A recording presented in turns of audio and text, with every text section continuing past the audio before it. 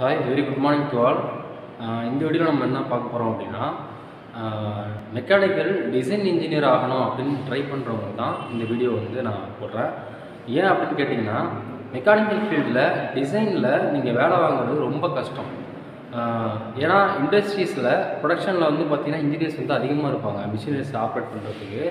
அதே நேரத்தில் quality செக்ஷன்லேயும் inspector வந்து இருப்பாங்க. பட் டிசைன் ஃபீல்டை பொறுத்த வரைக்கும் 2 டிசைனர் 3 டிசைனர் அது மாதிரி தான் வச்சுருப்பாங்க.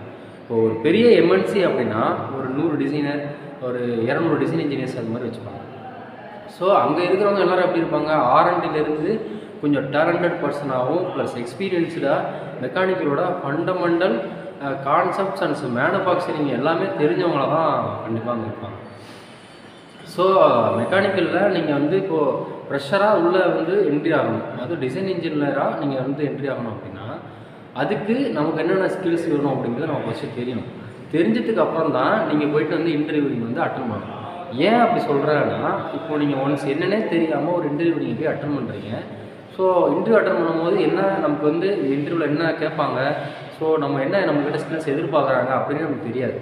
ஸோ நம்ம போய் இன்டர்வியூ அட்டன் பண்ணுவோம், நமக்கு வேலை கிடைக்காது, நம்ம என்ன பண்ணுவோம், திரும்ப வந்துடுவோம். ஸோ இதுதான். ஸோ நீங்கள் போகிறதுக்கு முன்னாடியே நீங்கள் அந்த வீடியோ நீங்கள் இதை பார்த்துட்டு போங்க, உங்களுக்கு வந்து கண்டிப்பாக வேலை கிடைக்கிறதுக்கான ஒரு ஐடியா உங்களுக்கு கிடைக்கும். ஸோ நான் வந்து டிசைன் இன்ஜினியர் இன்டர்வியூஸ் வந்து நிறையா அட்டன் பண்ணியிருக்கேன். ஸோ சோழிங்கநல்லூரில் வந்து எஃப்எல் ஸ்மித்து, அப்புறம் இருங்காட்டுக்கோட்டையில் ஸ்விங் ஷட்டர், ஸோ இந்த மாதிரி எம்என்சிஸ் எல்லாம் போய் நான் இன்டர்வியூ அட்டன் பண்ணியிருக்கேன். ஸோ அங்கே எனக்கு என்ன கொஸ்டின் கேட்டாங்க அப்படிங்கிறது வந்து நான் உங்கள்கிட்ட ஷேர் பண்ணுறேன்.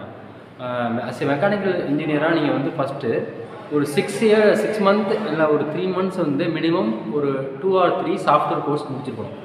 நாட் ஓன்லி ஃபார் சர்டிஃபிகேட் மட்டும் எங்கிட்ட இருக்குது அப்படின்னு சொல்கிறது வந்து இங்கே வந்து யூஸ் ஆகாது. நான் வந்து படிச்சிருக்கேன், எனக்கு வந்து இந்த டூல்ஸ் வந்து நல்லாவே தெரியும்.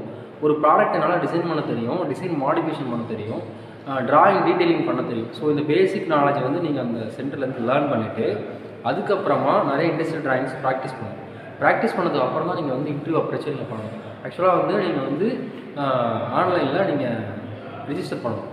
அதுக்கப்புறம் அவங்க வேக்கன்சி என்றைக்கு வந்து அலர்ட் ஆகுதோ அப்போ என்ன பண்ணுவாங்க, உங்களுக்கு ஃபோன் பண்ணுவாங்க.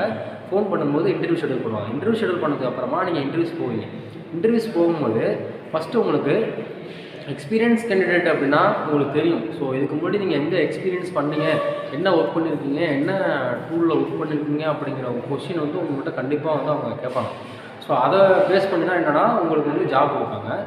நீங்கள் ஒன்ஸ் வந்து நீங்கள் ஒர்க் பண்ணல, ஃப்ரெஷராக இருக்கீங்க அப்படின்னா டியூரிங் காலேஜ் டேஸில் இல்லை ஆஃப்டர் காலேஜ் முடிச்சதுக்கப்புறம் நீங்கள் வந்து என்ன சாஃப்ட்வேர் படித்த, எப்படி வந்து உனக்கு நாலேஜ் இருக்குது, டூல் டெஸ்ட் கொடுப்பாங்க. டூல் டெஸ்ட்டில் வந்து அவங்களோட இண்டஸ்ட்ரியில் அவங்களுக்கு வந்து என்னென்ன ட்ராயிங்ஸ் இருக்குது, அவங்க என்னென்ன ப்ராடக்ட்லாம் வந்து பண்ணுறாங்களோ இல்லை அவங்க எந்த கிளைண்ட்டுக்கு பண்ணி கொடுக்குறாங்களோ அந்த ப்ராடக்டோட ட்ராயிங்ஸ் வந்து கொடுப்பாங்க.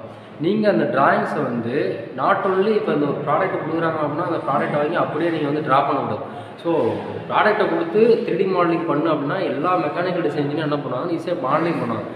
மாடலிங் பண்ணுறது ஈஸி, பட் அதை வந்து டிசைன் பண்ணணும். மெட்டீரியல் ப்ராப்பர்ட்டிஸ்க்கு ஏற்ற மாதிரியும் காஸ்ட்டுக்கு ஏற்ற மாதிரியும் ஈஸியான டூல் யூஸ் பண்ணி நீங்கள் வந்து அதை எப்படி டிசைன் பண்ண போகிறீங்க அப்படிங்கிறதும் அந்த இடத்துல வந்து ரொம்ப முக்கியம். ஒருவேளை உங்களுக்கு டிசைன் மட்டும் தான் பண்ண தெரியும், இதனால் வந்து அதை ட்ரா பண்ண தெரியும், பட் ஆனால் டிசைன் மாடிஃபிகேஷன் பண்ண தெரியாது அப்படின்னா அந்த இடத்துல வந்து உங்களுக்கு வந்து ஒர்க் அவுட் ஆகாது. ஸோ கரெக்டாக அந்த ப்ராடக்ட்டை எப்படி நம்ம டிசைன் பண்ணணும் அப்படிங்கிறது நமக்கு வந்து கரெக்டாக தெரிஞ்சுக்கணும். ஸோ உங்களுக்கு வந்து ட்ராயிங்ஸ் வந்து இண்டஸ்ட்ரியல் ட்ராயிங்ஸ் கொடுப்பாங்க. அந்த ட்ராயிங்கை நீங்கள் என்ன பண்ணணும், ஒரு பர்டிகுலர் டைம் கொடுப்பாங்க, 1 hour 1.5 hour 2 hours கொடுப்பாங்க. அந்த ட்ராயிங்கோட காம்ப்ளிகேட்னஸை பொறுத்து தான் வந்து அந்த ட்ராயிங் இவ்வளோ காம்ப்ளிகேட்டடாக இருந்தது அப்படின்னா அதை ட்ரா பண்ணுறதுக்கான டைம் கொடுப்பாங்க. மேக்ஸிமம் வந்து இன்டர்வியூஸை பொறுத்த வரைக்கும் அவங்க என்ன சாஃப்ட்வேர் யூஸ் பண்ணுறாங்க, இப்போ கிரியோ அப்படின்னா கிரியோவில் கொடுப்பாங்க, சாலிட்வொர்க்ஸ் 3D மாடலிங் அப்படின்னா சாலிட்வொர்க்ஸ் கொடுப்பாங்க. ஸோ நீங்கள் அதை என்ன பண்ணணும், நீங்கள் ட்ரா பண்ணிங்கன்னா உங்களுக்கு வந்து அடுத்த ஸ்டேஜ் வந்து பர்சனல் இன்டர்வியூ கொடுப்பாங்க. பர்சனல் இன்டர்வியூவில் வந்து டெக்னிக்கலான கொஸ்டின்ஸ் வந்து உங்களுக்கு கொடுப்பாங்க. டெக்னிக்கலான கொஸ்டின் மீன்ஸ் எப்படின்னா, இப்போ நம்ம எதுக்காக வந்து டிசைனில் வந்து டிராஃப்ட் கொடுக்குறோம். ஸோ டையில் வந்து ஈஸி ரிமூவல் ஆஃப் பேட்டர்ன், நம்ம அந்த ப்ராடக்ட் வந்து ரிமூவ் பண்ணுறதுக்காக என்ன பண்ணுவோம், அந்த டிராஃப்ட் அலவுன்ஸ் கொடுப்போம். ஸோ அது ஏன் கொடுக்குறோம். அப்புறம் வெர்னியர் காலிபரோட லீஸ்ட் கண்டென்ட், அப்புறம் மைக்ரோமீட்டரோட லீஸ்ட் கண்டென்ட், மேனுவலாக பண்ணால் அது எவ்வளவு. ஸோ இந்த மாதிரி கொஸ்டின்ஸ் வந்து அதிகமாக கேட்டுருக்காங்க. ஸோ அதுக்கப்புறம் பார்த்திங்க அப்படின்னா, இப்போ நீங்கள் வந்து ஒரு மோல்டிங் கம்பெனிக்கு போகிறீங்க அப்படின்னா டை ரிலேட்டட் கொஸ்டின்ஸ் கேட்பாங்க. இதே ஒரு ஷீட் மெட்டல் பேஸ்டு கம்பெனி அப்படின்னா ஷீட் மெட்டலோட மினிமம் லைஃப் திக்னஸ் எவ்வளோ, மினிமம் எவ்வளோ இருக்கும், மேக்ஸிமம் எவ்வளோ இருக்கும். ஸோ ஷீட் மெட்டலில் வந்து பெண்டிங் ஆப்ரேஷன்ஸ் இது மாதிரி நிறைய ஆப்ரேஷன்ஸ் இருக்குது. ஸோ அதில் என்ன டிஃபெக்ட்ஸ்லாம் என்ன வரும், ஸோ அதோட அப்ளிகேஷன் என்ன, ஸோ இந்த மாதிரி கொஸ்டின் தான் ஷீட் மெட்டல் பேஸ்டு கேட்பாங்க. மோல்டிங்னா டை பேஸ்டு கேட்பாங்க. சாதாரண ப்ராடக்ட் டிசைன் அப்படின்னா சாஃப்ட்வேர்லேருந்து கொஸ்டின் சொல்லுங்கள். ஒரு 5 டூல் சொல்லுங்கள், 10 டூலோட நேம் சொல்லுங்கள். இல்லை அந்த டூல் லிஸ்ட்டில் அந்த அசம்பிள் பண்ணிங்களா ஒரு டிராயிங், அந்த டிராயிங்லேருந்து கொஸ்டின்ஸ் கேட்பாங்க. அப்புறம் இதெல்லாம் பேசிக் கொஸ்டின்ஸ். அதுக்கப்புறம் ஜிடிஎன்லேருந்து கொஸ்டின் கேட்பாங்க. ஜிடிஎன்ல வந்து எத்தனை ஃபீச்சர்ஸ் இருக்குது, என்னென்ன ஃபீச்சர் வந்து எப்படி கண்ட்ரோல் பண்ணுது, இந்த சிம்பிள் இதுக்காக நம்ம யூஸ் பண்ணுறோம். அப்புறம் ஒரு ஷீட்டோட சைஸ், A4 ஷீட் சைஸ் என்ன, A3 ஷீட் சைஸ் என்ன டிராயிங் சைஸ் போடுவீங்க. அப்புறம் வந்து நீங்கள் bill of materials, product development, அப்புறம் வந்து FMEA, DFMEA, அப்புறம் ECN, ECR, இந்த மாதிரி நிறையா கொஸ்டின்ஸ் வந்து டிசைன் பேஸ்ட் இன்டர்வியூ கொஸ்டின்ஸாக கேட்பாங்க. ஸோ என்னென்ன கொஸ்டின்ஸ் கேட்பாங்க அப்படிங்கிறத நான் இன்னொரு வீடியோவில் வந்து கொஸ்டின் ஆன்சராக நம்ம வந்து வீடியோவில் பார்க்கலாம். ஸோ இப்போ நீங்கள் டெக்னிக்கலாக வந்து கொஸ்டின்ஸ் ப்ரிப்பரேஷன் ப்ளஸ் சாஃப்ட்வேர் இது ரெண்டையுமே வந்து நீங்கள் வந்து தயாரில் வச்சுட்டு தான் நீங்கள் இன்டர்வியூ போகணும். அப்போ தான் உங்களுக்கு கிடைக்கிற ஒவ்வொரு ஆப்பர்ச்சுனிட்டி நீங்கள் என்ன பண்ணலாம், ஈஸியாக பயன்படுத்திக்கலாம்.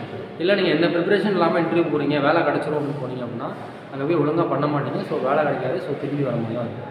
ஸோ நீங்கள் டிசைன் இன்டர்வியூவை பொறுத்த வரைக்கும் நீங்கள் கன்சல்டிங்கில் போய் பணம் கொடுத்து வேலை வாங்கணும் அப்படிங்கிற அவசியமே கிடையாது.